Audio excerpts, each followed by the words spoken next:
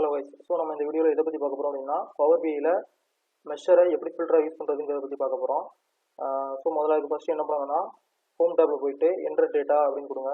நம்ம ஒரு new table create பண்ணணும். ஸோ காலம் ஹெட்டர் நேம் வந்து மெட்ரிக் நேம்னு கொடுக்குறேன். ஸோ நீங்கள் எந்தெந்த மெஷர்லாம் ஃபில்டராக யூஸ் பண்ண போகிறீங்களோ அதெல்லாம் அங்கே டைப் பண்ணிக்கோங்க. நாங்கள் ஒரு 3 மெஷரை யூஸ் பண்ண போகிறேன், அதனால் 3 மெஷரை இங்கே டைப் பண்ணுறேன். இந்த நேம் நீங்கள் கொடுக்குறது தான்.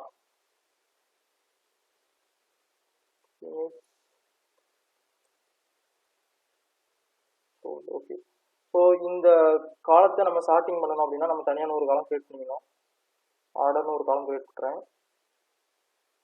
1 2 3. ஓகே. ஸோ டேபிள் நேம் வந்து மெட்ரிக் செலெக்ஷனே கொடுக்குறேன். ஸோ லோட் கொடுத்துருங்க. லோட் கொடுத்து முடிச்சோடனே நமக்கு வந்து அந்த டேபிள் வந்து லோட் ஆயிரும். ரைட் சைடில் உங்களுக்கு தெரியும், இந்த ஃபீல்ட்ஸ் பேனில் அந்த டேபிள் மெட்ரிக் செலெக்ஷன் ஒரு நியூ டேபிள் கிரியேட் ஆயிருக்கும். ஸோ அந்த டேபிள் கிரியேட் ஆகி முடிச்சோடனே நம்ம வந்து ஒரு புது மெஷர் கிரியேட் பண்ண வேண்டியிருக்கும். ஸோ நீங்கள் பார்க்கலாம், இப்போ அந்த ரெண்டுமே கிரியேட் ஆகிடுச்சு. ஸோ நான் இப்போ நியூ மெஷர் கிரியேட் பண்ண போகிறேன். நியூ மெஷர்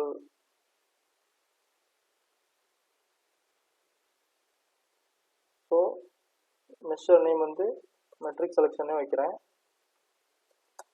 ஸோ இதில் வந்து நம்ம வந்து ஸ்விட்ச் ஸ்டேட்மெண்ட், ஸ்விட்ச் கேஸ் யூஸ் பண்ணுவோம். எக்ஸ்பிரஷனில் வந்து என்ன கொடுக்குறேன் அப்படின்னா, செலக்டட் வேல்யூ நம்ம இப்போ ஒரு டேபிள் கிரியேட் பண்ணலாம், அதில் இருக்கிற மெட்ரிக் நேம்ங்கிற காலத்தை எடுத்துக்கிறேன். ஸோ இந்த மெட்ரிக் நேம்ங்கிறது தான் நம்ம வந்து இதில் ஃபில்டராக யூஸ் பண்ணுவோம். ஸோ நம்ம அதை ஏதாவது ஒரு வேல்யூ ஃபில்டர் பண்ணுவோம். ஃபில்டர் பண்ணும்போது நமக்கு ஒரு வேல்யூ தான் ரிட்டர்ன் ஆகும். அந்த வேல்யூ வந்து சேல்ஸாக இருந்துச்சு அப்படின்னா சம் ஆஃப் சேல்ஸ், என்னோட செலெக்ஷன் வந்து ப்ராஃபிட்டாக இருந்துச்சு அப்படின்னா எனக்கு இந்த ரிசல்ட் ரிட்டர்ன் ஆகும், சம் ஆஃப் ப்ராஃபிட். என்னோட செலெக்ஷன் வந்து யூனிட்ஸ் சோல்டாக இருந்துச்சு அப்படின்னா சம் ஆஃப் குவான்டிட்டி. ஸோ என்னோட செலெக்ஷன் வந்து இந்த மூணுமே இல்லை அப்படின்னா என்ன வரணும், எனக்கு ரிட்டர்ன் ஆகணும் அப்படின்னா blank.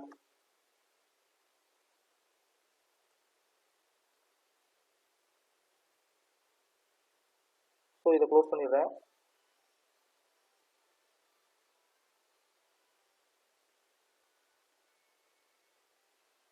ஸோ இப்போ இந்த மெஷர் கிரியேட் ஆகிடுச்சு. ஸோ இந்த மெஷர் எடுத்து நான் ட்ராக் பண்ணி உள்ளே போடுறேன். எனக்கு வந்து எதுவுமே வராது, ஏன்னா நான் எதையுமே செலக்ட் பண்ணல. ஸோ இப்போ அடுத்து என்ன பண்ணுறேன் அப்படின்னா, மெட்ரிக் நேமை வந்து ஸ்லைஸராக வைக்கிறேன். அதோட மெட்ரிக் நேம் வந்து ஆர்டர் படி இல்லை, அதனால் இதை வந்து முதல்ல சார்ட்டிங் பண்ணிடுறேன். இதை கொடுத்துட்டு சார்ட் பை காலமில் ஆர்டர் கொடுக்குறேன். ஆர்டர் கொடுத்தோடனே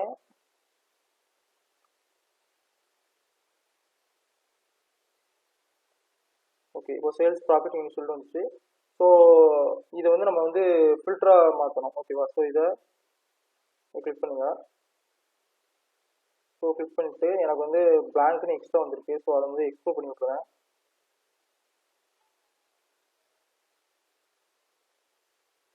ஓகே.